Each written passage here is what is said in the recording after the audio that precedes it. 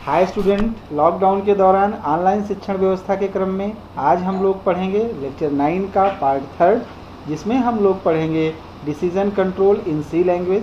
Last lecture में हमने decision control क्या होता है ये समझा था और हमने देखा था कि सी लैंग्वेज में कितने तरह के डिसीजन कंट्रोल्स होते हैं, और उसको एक बार मैं फिर से आपको रिकॉल करा दूं। वो हमारे डिसीजन कंट्रोल होते हैं if, F else, nested F else ladder और कंडीशनल ऑपरेटर, और जिसमें से हम लोगों ने इफ़ और एफ एल्स के बारे में लास्ट 2 लेक्चर में, means lecture 9 part 1 and lecture 9 part 2 में पढ़ लिया था। तो जिन्होंने अभी तक उन दोनों लेक्चर्स को नहीं पढ़ा है वो उन दोनों पार्ट को ज़रूर पढ़ लें। तो स्टूडेंट्स, आज हम लोग पढ़ेंगे नेस्टेड एफ एल्स। तो आइए इसको स्टार्ट करते हैं। तो सबसे पहले हम समझते हैं कि नेस्टेड एफ एल्स क्या होता है। तो when an if else statement is present inside the body of another if or else, then it is called nested if else। means जब कोई if else statement किसी if के अंदर या else के अंदर पाया जाता है तो उसे हम नेस्टेड एफ एल्स कहते हैं। अब इसमें हम लोग देखते हैं कि नेस्टिंग क्या होता है। We can write an entire if else statement in another if else statement is called nesting। means कि अगर हम किसी if else statement के अंदर एक और if else statement लिखे हैं तो उसको हम लोग nesting कहते हैं। तो बच्चों, मैं उम्मीद करता हूँ कि आपने if और if else के लेक्चर को पढ़ लिया होगा। अब आप यहाँ पर देखिए कि अब आप यहाँ देखिए कि हमने इस सिंटैक्स में 2 पार्ट बनाया हुआ है। ये हमारा फर्स्ट पार्ट है और ये हमारा सेकंड पार्ट है।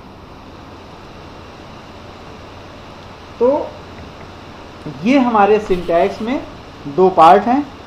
एक तो पहला if else आपको दिखाई दे रहा है, ये वाला if else, जिसके अंदर if ब्लॉक में मैंने एक बार if else लिखा हुआ है। इस ब्लॉक के अंदर हमने एक बार और if else को लिख दिया है। ठीक है, ये इतना पार्ट, ये हमारा फर्स्ट ब्लॉक फर्स्ट if के अंदर लिखा हुआ है।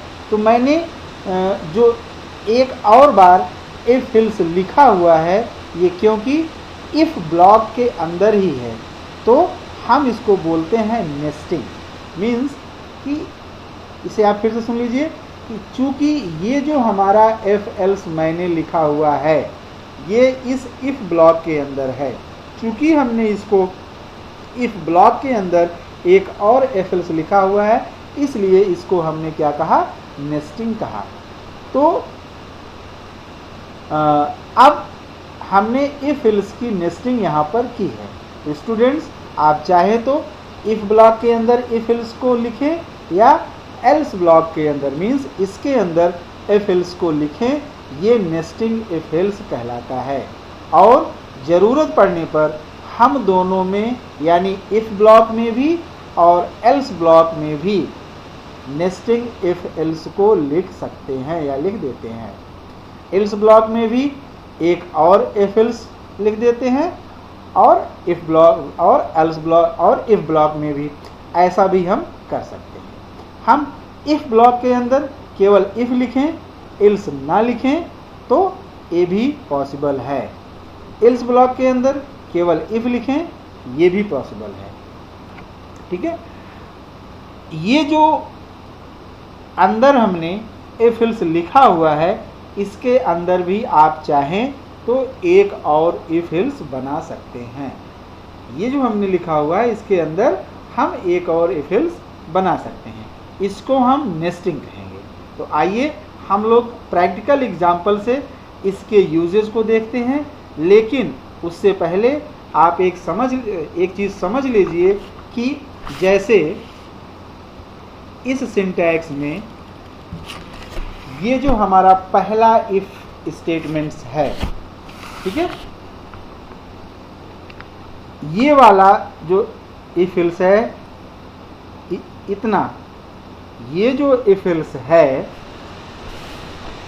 ये तब चलेगा जब हमारे इसकी कंडीशंस क्या होगी, जब हमारे इसकी कंडीशंस ट्रू होगी। मीन्स इफ ब्लॉक के अंदर ये तभी आएगा, ठीक है, तभी आप जब ये कंडीशंस ट्रू होगी तभी आप इस इफ ब्लॉक के अंदर आएंगे और इसके अंदर जो कुछ भी लिखा है उसको इवेल्युएट करेंगे।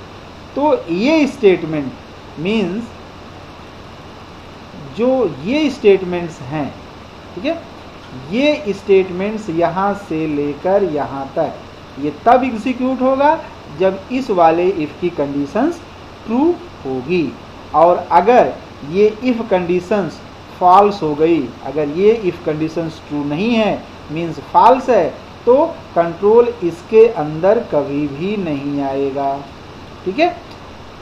इसको अच्छी तरह समझ लीजिए, अगर ये इफ स्टेटमेंट ट्रू होगा तब कंट्रोल इसके अंदर आएगा, और अगर ये इफ स्टेटमेंट फॉल्स हो जाएगा तो ये कंट्रोल इसके अंदर कभी नहीं आएगा, इसको स्किप कर देगा, ठीक है। तो ये जो हमारा सेकेंड स्टेप यहाँ पर, ये जो हमारा दूसरा इफ लिखा हुआ है ये वाला, ठीक है, कंडीशंस ट्रू होगी तो ये तभी चेक होगा, ये जो कंडीशंस दूसरा वाला है ये तभी चेक होगा जब हमारे इसकी कंडीशंस ट्रू होगी। तो ऐसी डिपेंडेंट सिचुएशंस जब बनती है तो हम उसे नेस्टिंग कहते हैं। मीन्स ये सेकेंड कंडीशन तब चेक होगा जब ये वाली कंडीशंस हमारी ट्रू होगी। मीन्स ये second totally depends on the first conditions, means second conditions are totally depends on the first condition. So we can say if our first conditions have been found true, then condition second will be evaluated. Otherwise nested if else means ये conditions हमारा execute नहीं होगा। तो अब आइए हम इसको सी editor के माध्यम से हम लोग इसको समझने की कोशिश करते हैं। तो बच्चों अब एक चीज यहां पर और देख लीजिए। अब मान लीजिए ये कंडीशंस हमारी ट्रू हो गई, अब मान लीजिए ये कंडीशंस हमारी ट्रू हो गई तो इसको तो एग्जीक्यूट कर दिएगा। मान लीजिए ये कंडीशंस हमारी फॉल्स हुई तो ये ब्लॉक नहीं चलेगा, ये सीधा यहां से कहां चला आएगा, एल्स पार्ट में चला आएगा और एल्स पार्ट की कंडीशंस को ये यहाँ पर क्या करेगा, चेक करेगा, इवेल्युएट करेगा और उसके आधार पर हमारे प्रोग्राम को एग्जीक्यूट कराएगा। तो स्टूडेंट्स अब आइए हम लोग इसको इस सिंटैक्स को सी एडिटर पर देख लेते हैं। तो आइए अब हम सी एडिटर के माध्यम से हम लोग इसको समझने की कोशिश करते हैं। तो बच्चों अब हम एक प्रोग्राम बना रहे हैं जिसमें हम क्या करेंगे, 3 नंबर को ग्रेटर फाइंड करने का प्रोग्राम बनाएंगे। तो इसको हम कमेंट के माध्यम से लिख लेते हैं, write a program to find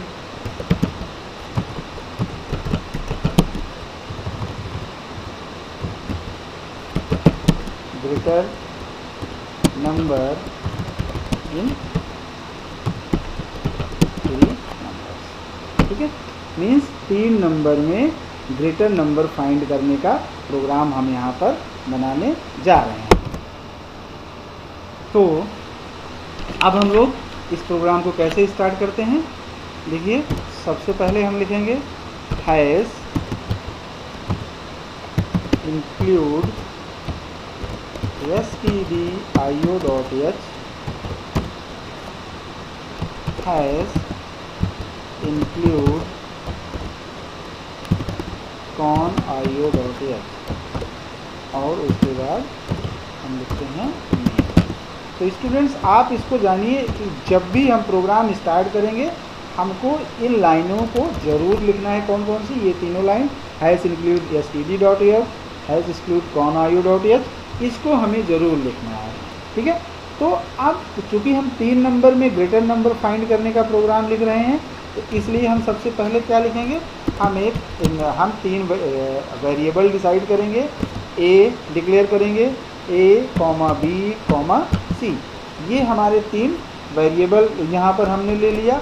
उसके बाद हम लिखेंगे CLR, और अब हम क्या करेंगे कि अब हम यूजर से 3 नंबर को इंटर कराएंगे, और नंबर इंटर कराने के लिए हम लोग जानते हैं कि हम printf के माध्यम से सबसे पहले एक मैसेज देते हैं, प्लीज़ इंटर द 3 नंबर। ठीक है, और उसके बाद scanf के माध्यम से उन सारे नंबर्स को हम रिसीव कर लेते हैं, और यहाँ हम लिखते हैं %a, %b, %c, means address of a, address of b, address of c। ठीक है, तो अब scanf की मदद से हम 3 नंबर यहाँ पर इंटर करा लिए। पहला नंबर हमारा a में जाएगा, दूसरा नंबर हमारा b में जाएगा, और तीसरा नंबर हमारा c में जाएगा। अब हमको देखना है कि तीनों में सबसे बड़ा कौन सा है। तो अब ये चीज़ देखने के लिए स्टूडेंट्स हम एक तरीक़ों को अपनाते हैं, उसके बाद इसी में हम आगे अपने प्रोग्राम को अपग्रेड करते हुए आगे बढ़ते जाएंगे। तो बच्चों, अब यहाँ पर हम लोगों ने क्या किया कि 3 नंबर को यहाँ पर इंटर करा लिया, और scanf की मदद से हमने उन तीनों नंबर्स को a, b, c में हमने यहाँ पर स्टोर कर लिया।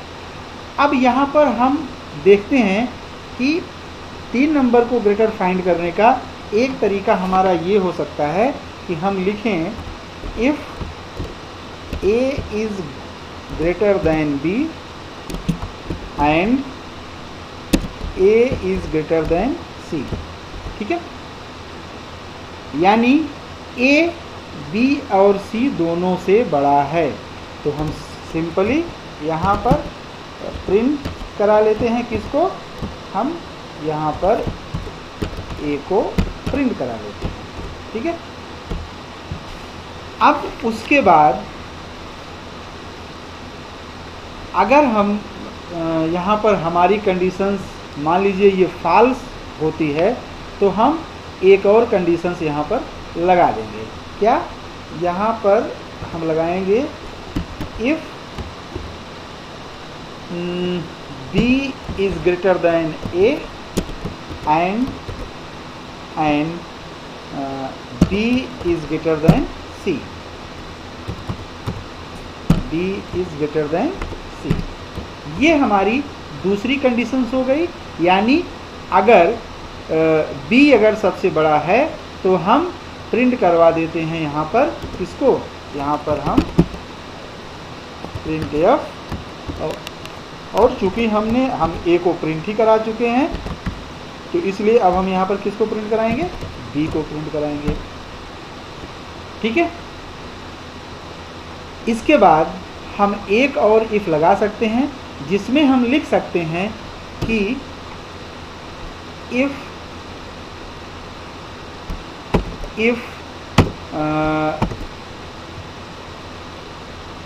c is greater then a और c is greater than b।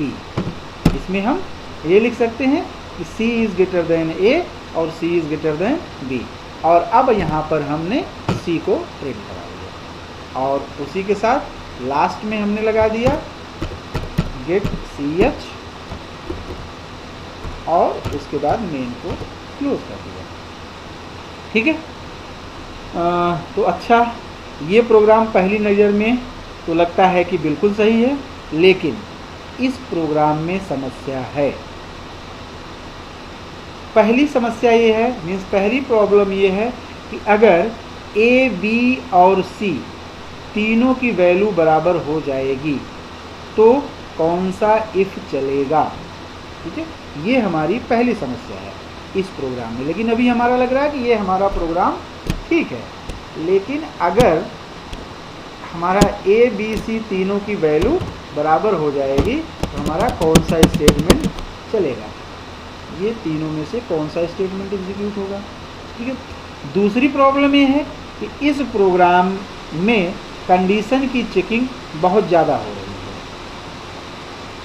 Means effort बहुत लग रहा है, जिसके कारण टाइम बहुत ज़्यादा लगेगा हमारे कंपाइलर को ग्रेटर फाइंड करने के लिए।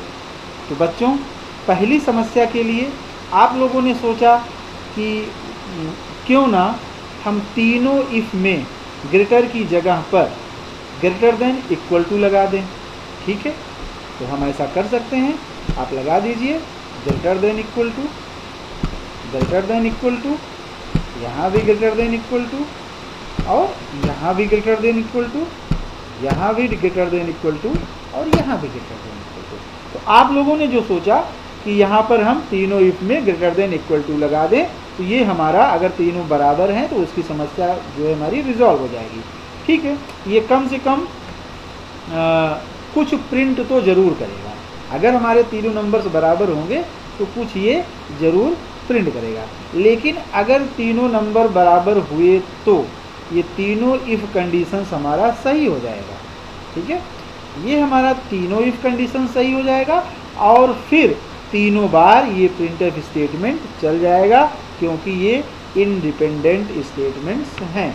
ये भी हमारा कंडीशन सही होगा, ये भी सही होगा और ये भी सही होगा।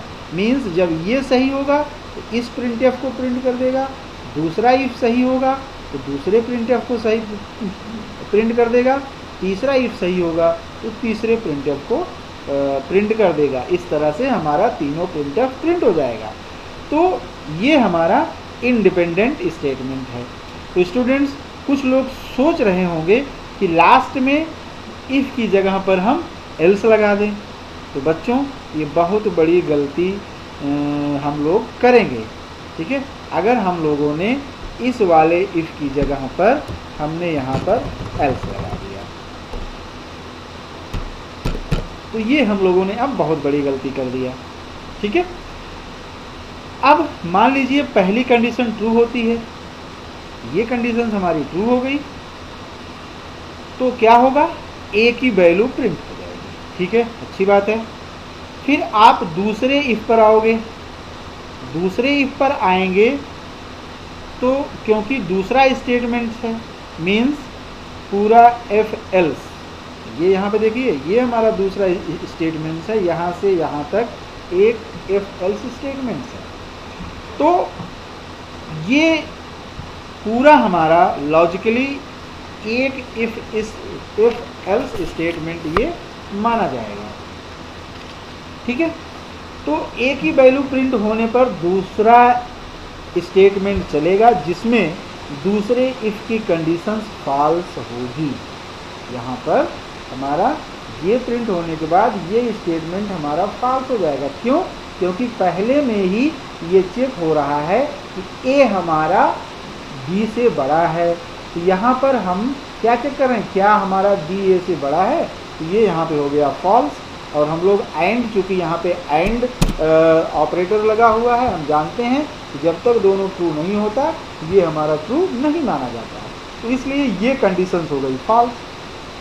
चूँकि ये कंप्लीट इफ एल्स है, जब ये कंडीशंस हमारी फॉल्स होगी इफ पार्ट एल्स पार्ट में आएगा और एल्स पार्ट को एग्जीक्यूट कर देगा।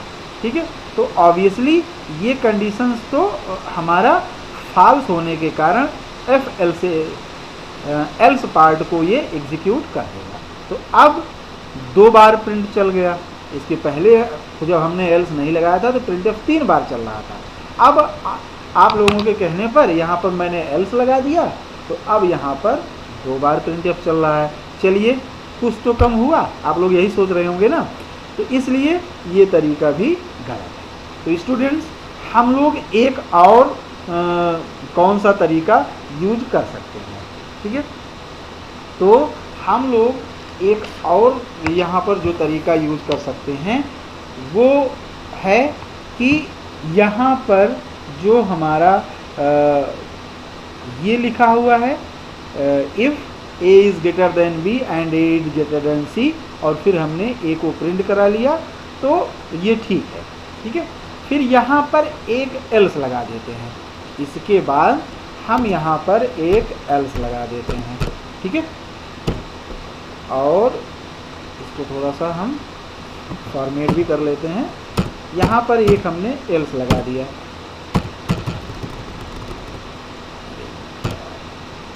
ठीक है। अब हम क्या करेंगे कि अब इस एल्स की बॉडी में हम दूसरे इफ को, मीन्स इस एल्स की बॉडी में हम दूसरे एल्स को यहाँ, दूसरे इफ को यहाँ पर इवेल्युएट करेंगे। एल्स की बॉडी बनाने का मतलब है कि ओपन कर्ली ब्रेसेस यहाँ पर लगा देना। और यहाँ पर हमने क्या लिख दिया कि ए इज ग्रेटर देन, यहाँ पर लिख दिया B is greater than A and B is greater than C. अब हमारा ये यहाँ पर दूसरे में लिख दिया गया कि बी इज ग्रेटर देन ए और बी इज ग्रेटर देन सी, ठीक है। तो अब इस एल्स के इफ पार्ट में ये लिख दिया गया है और फिर यहाँ पर हमने क्या किया, बी को प्रिंट करा लिया, ठीक है। अब बी को जब हमने यहाँ पर प्रिंट करा लिया तो अब इस इफ का एक हम एल्स पार्ट और बनाएंगे, इस वाले इफ का एक एल्स पार्ट हम बनाएंगे, ठीक है। और इस एल्स पार्ट में हम क्या प्रिंट करा देंगे, सी को प्रिंट करा देंगे, ठीक है। और पूरे एल्स को हम, एल्स बॉडी को हम यहाँ पर क्लोज कर देंगे, ठीक है। तो अब देखिए हमने आपके उसी प्रोग्राम में थोड़ी सी चेंजिंग कर दिया कि इसको इस तरह से हमने अपडेट कर दिया, ठीक है। तो अब आप यहाँ पर देखिए, जब पहली इफ कंडीशंस ट्रू होगी, जब पहली इफ कंडीशंस ट्रू होगी तो ए को ये प्रिंट करा देगा, ठीक है। तो यहाँ पर हमारा पहली इफ कंडीशंस ट्रू होगी तो फर्स्ट प्रिंट एफ चलेगा और यहाँ पर ए हमारा प्रिंट होगा। नहीं तो ये क्या होगा, मान लीजिए ये कंडीशंस हमारी फॉल्स हो गई तो एल्स पार्ट में आएगा और एल्स पार्ट में जब ए आएगा तो फर्स्ट एल्स के पार्ट में ये क्या देखेगा कि एक और एफ एल्स लगा हुआ है। तो ये हो रही है हमारी नेस्टिंग, इस एल्स में भी एक एफ एल्स लगा हुआ है, तो ये यहाँ पर हो रही है हमारी नेस्टिंग। तो बच्चों यहाँ पर इस प्रोग्राम को थोड़ा सा हम लोग स्मार्ट लिख सकते हैं कि ये तो पक्की बात है कि जब एल्स की बॉडी के अंदर एक और एफ एल्स आया तो हमारी नेस्टिंग हो गई यहाँ पर ये चल कैसे रहा है, अगर पहली कंडीशंस ट्रू होती है तो ए की वैल्यू प्रिंट हो जाएगी और जब फॉल्स होगी तभी हमारा इस एल्स पार्ट में आएगा, मीन्स यहाँ पर आएगा तभी हम। तो इसका मतलब कि अगर पहली कंडीशंस फॉल्स होती है तभी हम एल्स पार्ट में आएंगे और उसके अंदर की कंडीशंस को चेक करेंगे, और जब तक इसके अंदर हम नहीं आएंगे इसकी कंडीशंस को हम चेक नहीं कर पाएंगे। अब जब एल्स के अंदर इफ़ की कंडीशंस ट्रू होगी तो बी की वैल्यू प्रिंट कर देगा और अगर इसकी कंडीशंस फॉल्स होगी तो सी की वैल्यू को ये प्रिंट कर देगा।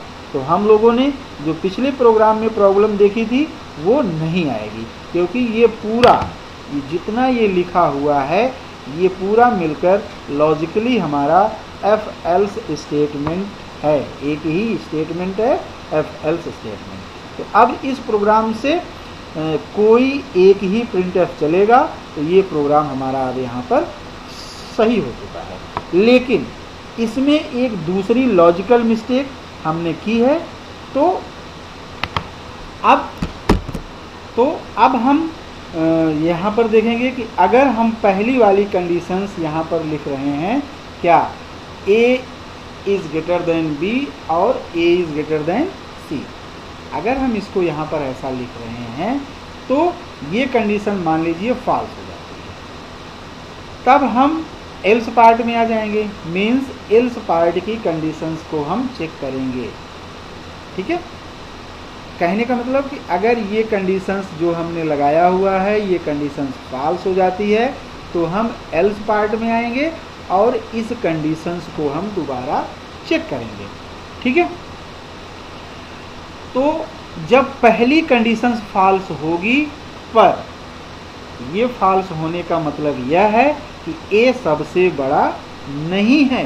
यहाँ पर ये आप विशेष ध्यान दीजिएगा, पहली कंडीशंस फॉल्स होने का मतलब है कि ए हमारा सबसे बड़ा नहीं है। तो एल्स में आएंगे और फिर इफ को चेक करें, पर इस इफ कंडीशंस में बी इज ग्रेटर देन ए के चेक करने का कोई मतलब नहीं है, क्योंकि यहाँ पर हम बोल रहे हैं कि क्या बी क्या ए से बड़ा है। अरे भाई, जब पहली कंडीशन के आधार पर ए सबसे बड़ा हो ही नहीं सकता, तो आप ए का कंपैरिजन फिर से क्यों कर रहे हैं? It is totally waste of time. तो हम अब इसको हटा देंगे, सिर्फ यहाँ हम लिखेंगे b is greater than c।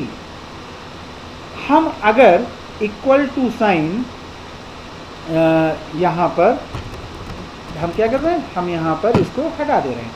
हम अगर इक्वल टू साइन किसी भी कंडीशंस में नहीं लगाएं, ना ही हम इसमें इक्वल टू साइन लगाएं, और हम किसी भी कंडीशंस में इक्वल टू साइन अगर हम नहीं लगाते हैं, तो ये हमारा प्रोग्राम एग्जीक्यूट होगा, क्योंकि अब हम लोग इल्स को भी यूज़ कर रहे हैं, इसलिए हम चाहे इक्वल लगाएं या ना लगाएं कोई मतलब नहीं है। तो अब क्या होगा कि ए अगर बी और सी दोनों से बड़ा है तो हम ए को प्रिंट करा लेंगे। ठीक है, और अगर ए सबसे बड़ा नहीं है तो एल्स में आ जाएंगे, और एल्स में आ जाएंगे तो अब बी और सी में से कोई बड़ा होगा, और अगर बी बड़ा होगा तो बी को प्रिंट करा लेंगे। मीन्स अगर ये कंडीशन सही होगी तो बी को प्रिंट करा लेंगे, और अगर ये कंडीशन फॉल्स हो जाएगी तो हम सी को यहाँ पर प्रिंट करा देंगे। तो ये पिछले प्रोग्राम से थोड़ा और बेटर हो गया। अच्छा, इसको और थोड़ा सा बेटर हम बना सकते हैं। यहाँ पर देखिए, पहले a is greater than b check होता है, फिर a is greater than c, और फिर एंड ऑपरेटर सॉल्व होता है। ठीक है, यहाँ पे आप देखिए a is greater than b, फिर a is greater than c, और फिर एंड ऑपरेटर यहाँ पर सॉल्व हो रहा है। यानी हम इसी एक कंडीशंस में 3 काम कर रहे हैं। उसके बाद भी अगर कंडीशंस फॉल्स होती है तो एल्स में आकर हम फिर इफ को चेक करेंगे। तो इसका मतलब टोटल 4 बार कंडीशंस को इसमें हम चेक कर रहे हैं, तब जाकर हम आपको बता पा रहे हैं कि इन तीनों में कौन सा बड़ा है। लेकिन अब मैं यहाँ पर दूसरा तरीका आपको बताता हूँ जिसमें इतना चेक नहीं करना पड़ेगा। तो सबसे पहले हम लॉजिक की बात करते हैं। तो स्टूडेंट्स, लॉजिक की बात यह है कि अगर A को कंपेयर करूं B से, यहाँ पर अगर हमने लिखा A is greater than B, ठीक है, तो क्या होगा? तो अगर हम यहाँ पर लिखें A is greater than B, ठीक है, तो डेफिनेटली इससे मुझे आंसर तो नहीं मिलेगा। ठीक है, यहाँ पर इससे मुझे आंसर तो नहीं मिलेगा कि कौन सबसे बड़ा है, लेकिन इसका ट्रू होना या फॉल्स होना मुझे कुछ तो बताता है।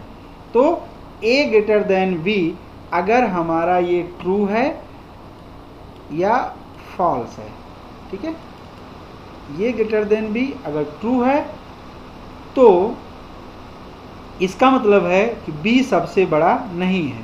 तो A और C में हमारा का अगर ये हमारा यहाँ पर ट्रू होता है तो इसका मतलब है कि हमारा B जो है ये सबसे बड़ा नहीं है। तो अब हम यहाँ पर एक और कंडीशंस चेक करेंगे, A is greater than C। ठीक है, अब यहाँ पर हम एक और कंडीशन चेक करेंगे कि ए और ग्रेटर देन सी, मीन्स कि ए और सी में से कोई बड़ा होगा।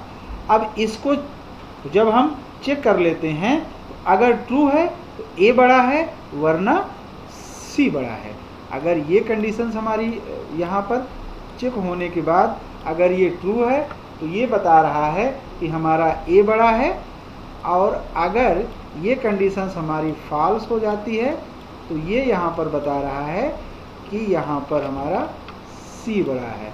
ठीक है, यहाँ पर हमारा सी बड़ा है। तो अब देखिए यहाँ पर सबसे पहले हमने क्या किया, सबसे पहले हमने चेक किया कि A is greater than B।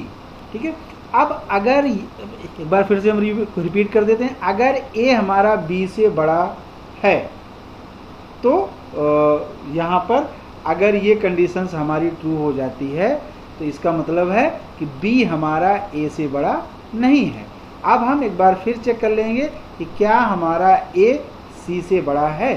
अगर A हमारा C से बड़ा है इसका मतलब यहाँ पर A B से बड़ा हो गया है और C से बड़ा हो गया है, तो A को हम प्रिंट करा देंगे। लेकिन अगर A हमारा C से बड़ा नहीं है लेकिन B से बड़ा है तो इसका मतलब हमारा सबसे बड़ा क्या है, C, और यहाँ पर हम C को प्रिंट करा देंगे। मान लीजिए कि ये हमारा हो गया फॉल्स, A हमारा B से बड़ा नहीं है, तो अब हम क्या करेंगे, इसी प्रकार से हम फॉल्स की कंडीशंस को चेक करेंगे। तो इसका मतलब अब ये जब हमारी कंडीशंस फॉल्स हो गई तो इसका मतलब हो गया कि A सबसे बड़ा नहीं है। तो B और C की हम कंडीशंस चेक कराएंगे कि क्या हमारा B जो है C से बड़ा है। अब हम इस कंडीशंस को चेक कराएंगे। ठीक है, तो B और C में से ही कोई सबसे बड़ा होगा। वो अब मैं यहाँ पर चेक कर रहा हूँ कि B और C में से कौन सबसे बड़ा है। ठीक है, क्या B ग्रेटर है C से। यदि ट्रू है, अगर ये हमारी कंडीशंस यहाँ पर ट्रू होती है या फॉल्स होती है, दो चीज़ में से कोई एक चीज़ होगी। अगर ये कंडीशंस यहाँ पर हमारी ट्रू होती है तो B हमारा सबसे बड़ा है। ठीक है, वरना हमारा कौन सा सबसे बड़ा है, हमारा C सबसे बड़ा है। तो अगर इस लॉजिक को हमें अपने प्रोग्राम में इम्प्लीमेंट करना है तो मुझे क्या लिखना पड़ेगा, तो मुझे अब हम लोग देखते हैं कि इस लॉजिक के आधार पर हमें अपने C एडिटर पर क्या लिखना पड़ेगा। ठीक है, तो इसको आप लोग यहाँ पर ध्यान से देख लीजिएगा। तो स्टूडेंट्स, मुझे इसमें इफ में लिखना होगा क्या हमारा A B से बड़ा है, और अगर हमारा A B से बड़ा है, अभी हम लोगों ने सिंटैक्स में देखा, यहाँ पर हम एक और इफ लगाएंगे और उसमें हम चेक करेंगे कि क्या हमारा A क्या है, हमारा C से भी बड़ा है। अब ये दोनों हम यहाँ पर चेक करेंगे, और अगर ये हमारा थोड़ा सा फॉर्मेटेड हम कर लेते हैं, अगर ये हमारा C से बड़ा है तो A को प्रिंट कर दो, और अगर इससे बड़ा नहीं है, तो हम लोगों ने सिंटैक्स में भी देखा ना, अगर इससे बड़ा नहीं है तो यहाँ पर क्या कर दो, यहाँ पर आप प्रिंट कर दीजिए C को। ठीक है, और अगर ये कंडीशंस हमारी फॉल्स हो जाती है, तो अगर ये कंडीशंस हमारी यहाँ पर फॉल्स हो जाती है तो अब हम यहाँ पर एल्स पार्ट में आएंगे, और अब हम जब इसके एल्स पार्ट में आएंगे यहाँ पर हम इस कंडीशंस को चेक करेंगे कि क्या हमारा B C से बड़ा है, और अगर हमारा B C से बड़ा है तो क्या कर दो भैया, आप B को प्रिंट करा दो, और अगर B हमारा C से बड़ा नहीं है, आप यहाँ पर C को प्रिंट करा दो। और इसी तरह से हम लोगों ने देखा कि इससे हमारा सबसे बड़ा कौन है ये हम लोग पता लगा लेंगे। इस प्रकार जब आप एल्स में आते हैं तो ये सारा काम हमारा होता है। मीन्स अब हम इसको देखते हैं कि ये हमारा काम कैसे कर रहा है। मीन्स सबसे पहले हमारा इफ़ ग्रेटर देन ए को चेक किया, ठीक है, और अगर ये सही है यहाँ पर आया, ए को सी से भी चेक करवा लिया और ए को प्रिंट करा लिया। अगर ये कंडीशन सही नहीं है तो यहाँ पर सी को प्रिंट कराया, और अगर ये कंडीशन फॉल्स हो गई तो सीधा ये एल्स में आएगा, बी और सी को चेक कराकर यहाँ पर अगर बी बड़ा है तो बी को प्रिंट कर देगा, नहीं तो सी को प्रिंट कर देगा। तो देखिए ये प्रोग्राम हमको ज़्यादा बेटर लग रहा है, क्योंकि ये पूरा एफ एल्स यहाँ से यहाँ तक मिला के ये पूरा एफ एल्स मिलकर एक ही स्टेटमेंट है। और दूसरी बात यह है कि यहाँ पर पहली कंडीशन चेक होने पर या तो ट्रू होगी या फॉल्स होगी। अकॉर्डिंगली आप या तो इफ़ ब्लॉक में जाएंगे या तो एल्स ब्लॉक में जाएंगे, और उसमें जाने के बाद एक बार फिर आप कंडीशंस को चेक करेंगे। यानी कुल मिलाकर आप यहाँ पर 2 बार ही कंडीशंस को चेक करेंगे। तो इस प्रोग्राम में आप केवल 2 बार कंडीशंस को चेक कर रहे हैं, करके फाइनली ये आप बता सकते हैं कि सबसे बड़ा कौन सा है। तो स्टूडेंट्स इस प्रोग्राम में आप देख रहे हैं कि इफ़ ब्लॉक में भी एक एफ एल्स लगा है और एल्स ब्लॉक में भी एक एफ एल्स लगा है। तो ये नेस्टेड एफ एल्स का प्रोग्राम हो गया है। तो इस तरह से आप इसको ज़रूर देखिए, बार बार देखिए और प्रैक्टिस करिए। तो स्टूडेंट्स ये था हमारा नेस्टेड एफ एल्स स्टेटमेंट, और ये वही प्रोग्राम है हमारा 3 नंबर को ग्रेटर फाइंड करने का, जिसको हम लोगों ने अभी सी एडिटर पर देखा, ठीक है। तो यहाँ भी आप देखिए। अब हम लोग अपना अगला स्टेटमेंट पढ़ते हैं, एफ एल्स लेडर। तो एफ एल्स लेडर क्या होता है? The expressions is tested from the top to downward.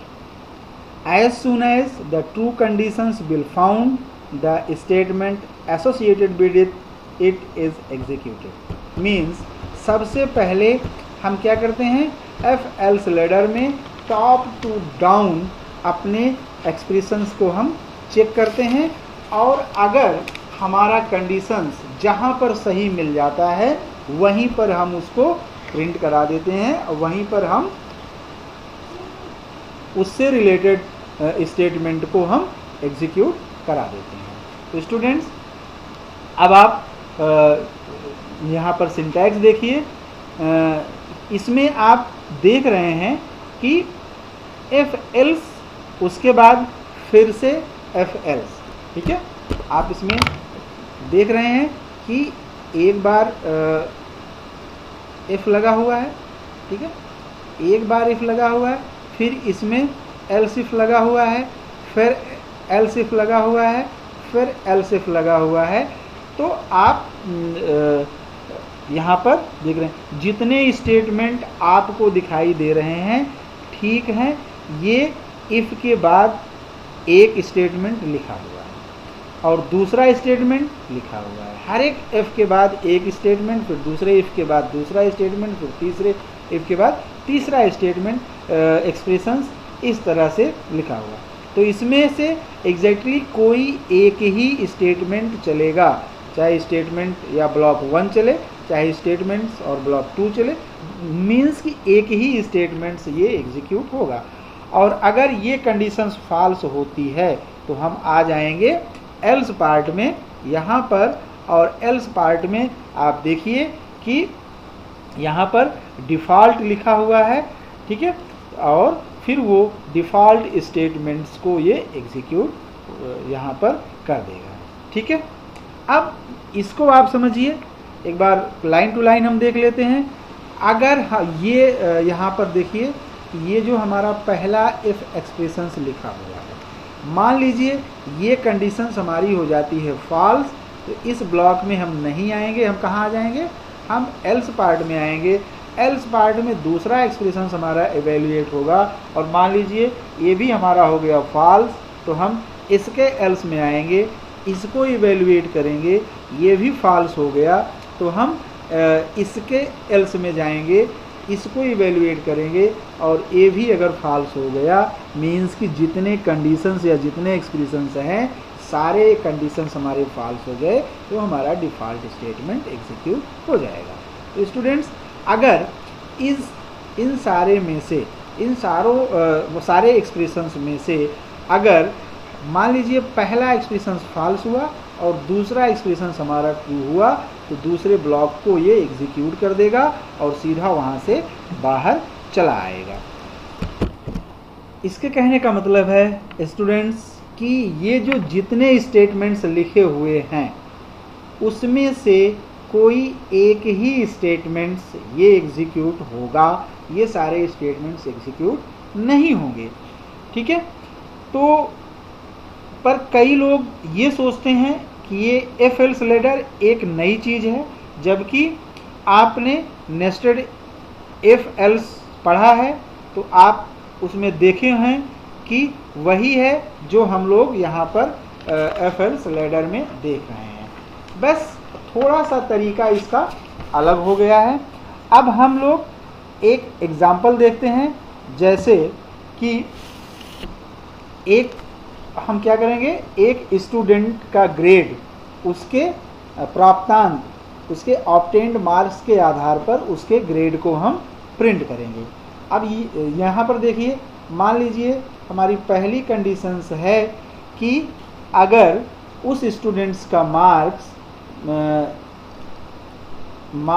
मान लीजिए यम हमारा ये ग्रेटर है 90 से, ठीक है। अगर हमारा मार्क्स ये थोड़ा सा ये हमारा ग्रेटर है 90 के, अगर ए हमारा ग्रेटर है 90 के, तो उसको यहाँ पर वो दे दे क्या, तो वो प्रिंट कर दे कि ग्रेड इक्वल टू ए, ठीक है। और अगर उस स्टूडेंट्स का मार्क्स हमारा क्या है, यहाँ पे हम लिख देते हैं मार्क्स, और अगर उस स्टूडेंट्स का मार्क्स ग्रेटर देन है हमारा 80 के, ठीक है। अगर उसका मार्क्स ग्रेटर देन है 80 के और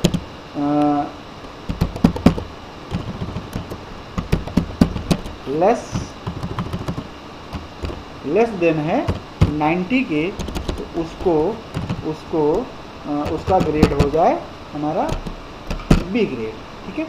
उसी तरह से यदि उसका मार्क्स ग्रेटर है हमारा, उसका मार्क्स ग्रेटर है 70 के और लेस देन है हमारा 90 के, तो उसको सी ग्रेड मिल जाए। और यदि उसका मार्क्स ग्रेटर देन है 60 के और लेस देन है हमारा 70 के, तो उसको डी ग्रेड मिल जाए, ठीक है। तो इस तरह से अगर हमारा कोई कंडीशंस है, इस तरह से हम कोई प्रोग्राम्स यहाँ पर सॉल्व करना चाहते हैं, तो अब हम इसको कैसे करेंगे, ये हमें प्रोग्राम बनाना है। तो अब आप बताइए इसमें कितने केसेस हैं।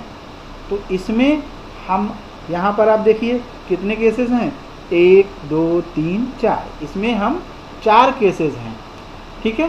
पर हर एक केस के लिए हमें यहाँ पर एक अलग इफ एल्स स्टेटमेंट लिखना होगा। आइए देखते हैं हम अपने प्रोग्राम में इसको कैसे करते हैं। तो स्टूडेंट्स, अब यहाँ पर आप देखिए कि हम अपने इस प्रोग्राम में लिखने जा रहे हैं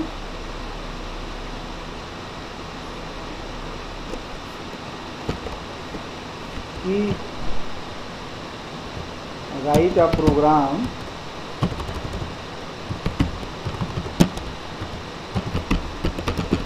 to print the grade of students according to obtain marks। ठीक है, तो ये हमारा प्रोग्राम है कि हम उनके मार्क्स के आधार पर उनके ग्रेड को प्रिंट करना चाहते हैं। तो सबसे पहले मेन लिखा, मेन में हमने एक वेरिएबल ले लिया यम नाम का, यम मीन्स मार्क्स नाम का एक वेरिएबल ले लिया, और यहाँ पर एक हमने लिख दिया please enter the obtained marks of a student. ठीक है, और उसके बाद उस मार्क्स को हमने यम में इंटर करा लिया। ठीक है, अब यहाँ पर देखना है कि हम को क्या करना है। अब यहाँ पर एक चीज़ और आप मान लीजिए जो हमारा मार्क्स है वो आउट ऑफ 100 में से है, ये मार्क्स हमारा आउट ऑफ 100 में से है। तो अब मैं इफ में लिखता हूँ कि मार्क्स अगर हमारा मीन्स यम हमारा अगर ज़्यादा है किसके 90 के, अगर मार्क्स हमारा 90 के ज़्यादा है तो क्या कर दे, ये प्रिंट कर दे यहाँ पर print F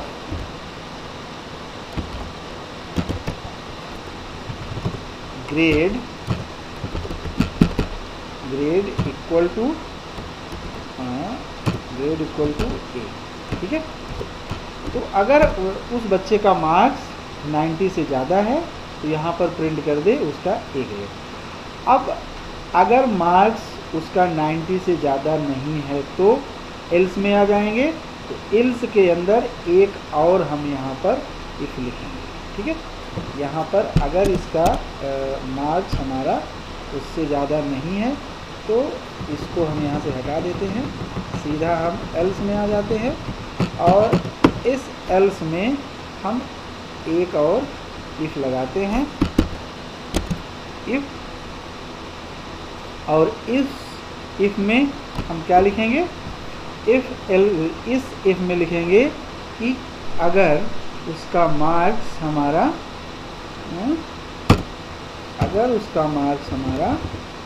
Yama is greater then 80 है, तो इसको थोड़ा सा हम लिख लेते हैं, इसको हम ऐसे लिखते हैं और यहाँ पर हम लिख देते हैं तो इसको ये कर दें। ठीक है, तो यहाँ पर अगर उसका मार्क्स इससे ज़्यादा है तो इसको प्रिंट कर दे डी ग्रेड। ठीक है, तो और अब अगर मार्क्स ज़्यादा नहीं है तो अगले एल्स इफ में आ जाएगा, अगर हमारा उसका मार्क्स ज़्यादा नहीं है तो कहाँ आ जाएगा, ये हमारा अगले एल्स इफ में आ जाएगा, और यहाँ पर वो लिखेगा कि मार्क्स अगर उसका ज़्यादा है किससे 70 से, तो यहाँ पर उसको दे दे सी ग्रेड। ठीक है, और यदि उसका मार्क 70 से ज़्यादा नहीं है तो प्रिंट होगा हमारा जो है क्या, हमारा अगर उसका मार्क 70 से ज़्यादा है तो सी ग्रेड प्रिंट हो जाएगा, लेकिन अगर उसका मार्क 70 से ज़्यादा नहीं है तो उसका क्या हो जाएगा, उसका हमारा डी ग्रेड प्रिंट हो जाएगा। इसके लिए एक और हम यहाँ पर कंडीशंस हमें लेने की ज़रूरत नहीं है। अब हम सीधा इसके एल्स पार्ट में जाएंगे और एल्स पार्ट में हम यहाँ पर लिख देंगे प्रिंट एफ और उसके बाद ग्रेड और डी ग्रेड। ठीक है, तो इस तरह से हमारा, क्योंकि आप देखिए वहाँ पर 4 कंडीशंस हैं। 90 से ज़्यादा है तो ए ग्रेड, 80 से ज़्यादा है तो बी ग्रेड, 70 से ज़्यादा है तो सी ग्रेड, और अगर इन सब से ज़्यादा नहीं है तो सीधा उसको डी ग्रेड मिल जाएगा। तो अब एब्सेंस ऑफ फर्स्ट 3 केसेस हम उसको ऑटोमेटिकली वो उसे चौथा केस हमारा फुलफिल हो जाएगा। अगर हमारे 3 केस सही नहीं है तो इन सब के एब्सेंस में हमारा चौथा केस फुलफिल हो जाएगा, और चौथे केस के लिए हमें कंडीशंस लगाने की ज़रूरत नहीं है। तो इसके लिए वहाँ पर उसको डी ग्रेड जो है मिल जाएगा। और उसके बाद हम यहाँ पर गेट CH लगा दिए हैं। तो इस प्रोग्राम को आप देखिए समझना आसान हो जाता है। आप देखिए ये चारों प्रिंटफ लिखे हुए हैं, इसमें से एग्जैक्टली कोई एक प्रिंटफ चलने वाला है। तो अब इस प्रोग्राम को हम लोग रन करा कर देखते हैं। तो देखिए क्या, तो स्टूडेंट्स अगर हम इस प्रोग्राम को रन कराते हैं तो देखिए अगर हमने यहाँ पर इंटर किया 80, तो यहाँ पर कौन सा ग्रेड प्रिंट हो रहा है यहाँ पर। तो स्टूडेंट्स अगर आप देखिए इस प्रोग्राम को हम रन कराते हैं और हमने दे दिया मार्क्स 91, तो प्रिंट कर दिया ए ग्रेड। इसको अगर हम फिर रन कराते हैं, मार्क्स दे दिया 80 से ज़्यादा 81, तो बी ग्रेड। और फिर इसको रन कराते हैं, मार्क्स हमने दे दिया 71, 70 से ज़्यादा सी ग्रेड, और मार्क्स हमने दे दिया 60, तो ये डी ग्रेड प्रिंट करा रहा है। तो इस तरह से स्टूडेंट्स आप देखिए ये हमारा नेस्टेड एफएल्स का प्रोग्राम है। और इस तरह से आप लोग इस प्रोग्राम को देखिए और बार बार इसको देखिए, पढ़िए और मैक्सिमम तो स्टूडेंट्स ये देखिए इस तरह से हम लोग ग्रेटर फाइंड करने का और ग्रेड प्रिंट करने का एक ये आसान सा तरीका, और ये बेटर रीडेबिलिटी मीन्स कि हम आसानी से इसको रीड कर सकते हैं और इसको देख सकते हैं। तो इसलिए हम कह सकते हैं कि हमारा नेस्टेड एफएल्स और एफएल्स लैडर ये दोनों अलग नहीं हैं, दोनों एक ही हैं। तो आई होप कि आप लोगों को एफएल्स लैडर अच्छी तरह से समझ में आ गया होगा। तो स्टूडेंट्स ये वही प्रोग्राम है जिसको हम लोगों ने सी एडिटर पर अभी करके देखा कि अगर मार्क्स ग्रेटर है 90 से तो कौन सा ग्रेड आएगा, लेस देन है 90 से तो कौन सा ग्रेड आएगा। हमने सी एडिटर पर आप देखिएगा वीडियो को पॉज करके तो कर्ली ब्रेसेस भी लगा के दिखा दिया इफ़ के बाद, और बिना कर्ली ब्रेसेस के भी लगा के दिखा दिया, क्योंकि हम लोग जानते हैं कि अब अगर इफ़ के बाद जो उसका नियरेस्ट स्टेटमेंट होता है उसी को वो अपने ब्लॉक का स्टेटमेंट मानता है। और यदि हम लोग जानते भी हैं, यदि हम लोगों ने इफ़ के बाद एक ही सिंगल लाइन का प्रयोग किया है तो वहाँ पे there's no need to implement the open curly braces and close curly braces.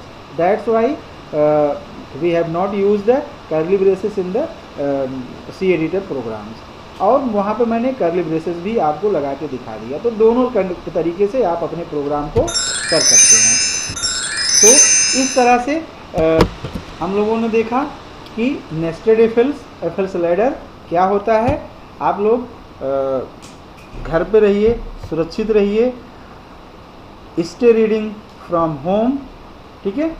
और बार बार आप वीडियो को देखिए। अगर आप लोगों ने इस वीडियो को नहीं देखा हो तो प्रीवियस सारी वीडियो को देख लीजिए, और आप जितनी ही प्रैक्टिस सी प्रोग्रामिंग की करेंगे आपकी प्रोग्रामिंग उतनी ही स्ट्रॉन्ग होगी। और आप अपनी बुक से मैक्सिमम प्रोग्राम करिए, सी एडिटर पर करिए। अगर आपके पास लैपटॉप नहीं है तो आप मोबाइल पे एंड्रॉयड ऐप भी आते हैं सी प्रोग्रामिंग के, उसको भी डाउनलोड करके आप उस ऐप के माध्यम से प्रोग्रामिंग करिए, बट मैक्सिमम प्रोग्रामिंग करिए जिससे आपकी सी प्रोग्रामिंग स्टार्ट हो जाए। Thank you.